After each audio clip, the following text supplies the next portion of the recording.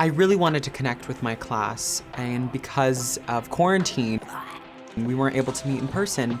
So I planned Zoom calls every other week, and we were able to meet each other and connect and build this awesome energy coming into this year. And when we saw our committed banner poster with all of our headshots on it that said MT Acting Class of 2024, it was almost like we were able to celebrate together in the same room through the Zoom calls. It really was. We talk about how that changed my literal attitude and mood this whole week.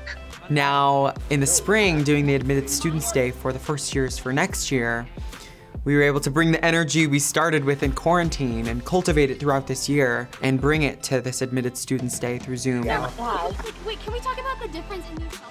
Seeing those first years' eyes light up with the energy that we brought was very refreshing, and it reminded me of my first time meeting my class during quarantine. All right, lovers, I love you the mostest. And those Zoom calls and those connections I made through the Zoom calls is when I realized I was a wildcat.